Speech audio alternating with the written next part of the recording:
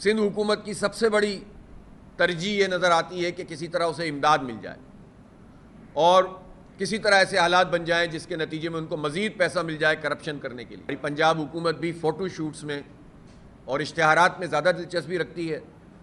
اور عملاً لوگوں کا مسئلہ حل کرانے میں نہیں رکھتی، اور آج بھی یہی صورتحال ہے کہ خدا نخواستہ ان جگہوں پر پانی آ گیا تو یہ پھر نکالنے میں مہینوں لگائیں گے اور یہ پھر کرپشن کریں گے، پھر لوٹ مار کریں گے۔ وہ اقدامات جو آفت آنے کے بعد کیے جاتے ہیں اگر اس سے پہلے پریونشنز کی جائیں تو بہت ساری جانیں بھی بچ جائیں اور نقصان بھی بچ جائے۔ اور پنجاب میں بہت سارے علاقے زیر آب آ گئے جس کے نتیجے میں ہزاروں لوگ اب تک جو ہے اس پورے سیلاب میں اب تک 900 سے اور 1000 کے قریب لوگ شہید ہو چکے ہیں، اس میں ہزاروں لوگ زخمی ہوئے ہیں۔ تقریباً 3 ملین لوگ ایسے ہیں، 30 لاکھ لوگ ایسے ہیں جو اپنے گھروں سے نقل مکانی پر مجبور ہوئے ہیں۔ اس وقت جو سیلابی ریلا ہے وہ چونکہ گزر رہے ہیں جنوبی پنجاب کے مختلف علاقوں سے، میں خود ابھی پرسوں وزٹ کر کے آیا ہوں وہاں مظفر گڑھ اور ملتان، اور اس سے پہلے پنجاب بھر میں اور اس سے پہلے کے پی، تو میں نے لوگوں کی صورتحال دیکھی ہے۔ جتنی بدترین صورتحال ہے اس حوالے سے حکومت کے اقدامات انتہائی ناکافی ہیں۔ ہماری پنجاب حکومت بھی فوٹو شوٹس میں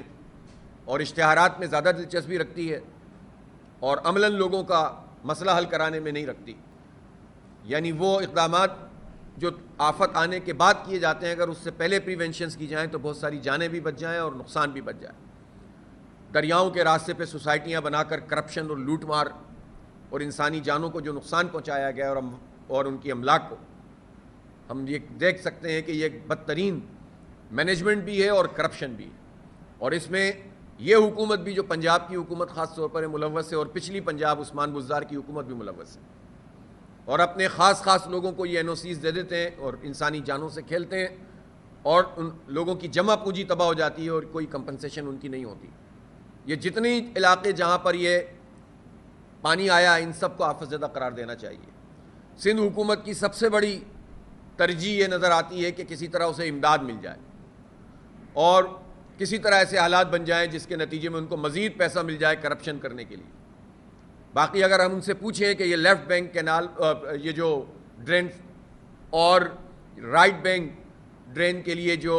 2 پروجیکٹس ہیں، ان پروجیکٹس میں انہوں نے کتنا کام کیا؟ 2010 میں سیلاب آیا، اتنی موٹی موٹی فائلیں بنی ہوئی ہیں، اس پر کام نہیں کیا گیا۔ پھر 2022 میں لوگ ڈوبے، مہینوں تک پانی بھرا رہا، انہوں نے راستے کلیئر نہیں کیے، اور آج بھی یہی صورتحال ہے کہ خدا نخواستہ ان جگہوں پر پانی آ گیا تو یہ پھر نکالنے میں مہینوں لگائیں گے اور یہ پھر کرپشن کریں گے، پھر لوٹ مار کریں گے، پھر ان غریبوں اور ان ہاریوں اور مزدوروں کے نام پر اور ان بچوں کے نام پر جو سندھ کے بچے ہیں ان کے نام پر یہ وڈیرے اور جاگیردار راج کریں گے۔ مجھے یاد ہے 2022 میں جب یہ سیلاب آیا تھا، ہم یہ دادو اور میڑ اور پھر آگے سکھر اور ان سب راستوں میں جب گئے تھے، ہم نے خود وزیر اعلیٰ کا علاقہ دیکھا جو بالکل ڈوبا ہوا تھا اور وہاں حکومت کی طرف سے کوئی ایکٹیویٹی نظر نہیں آ رہی تھی۔ اگر الخدمت وہاں پر کام نہ کرتی اور اس وقت ظاہر فوج کو بھی طلب کیا گیا تھا تو یہ سب کچھ نہ ہوتا، تو یہ تو کوئی بھی لوگوں کو ریلیف کا کام نہیں ملتا۔ پھر ہاؤسنگ اسکیموں کے نام پر کرپشن کی انہوں نے، یہ پتہ نہیں کہاں بنا دیتے ہیں جس کے اعلانات یہ پتہ نہیں کتنے لاکھ گھر بنا دیے اور اتنے ہزار فلاں چیز بنا دی، اور لوٹ مار کا ایک سسٹم ہے جو سندھ حکومت کے نام پر چل رہا ہے، اور واقعی یہ سسٹم کے نام سے جو کچھ چل رہا ہے اس کی ذمہ داری صرف سندھ حکومت ہی کی تو نہیں ہے، اس حکومت کو بنانے والوں کی بھی ہے۔ اس کے ذریعے سے اپنے وسیع تر قومی مفاد کے ذریعے سے جس طرح پورے ملک کے مینڈیٹ پہ ڈھاکہ پڑا ہے، اس میں برابر کے وہ لوگ شریک ہیں جنہوں نے یہاں فارم 47 کی بنیاد پر پیپلز پارٹی اور MQM کو سیٹیں دی ہیں اور حکومتیں دی ہیں۔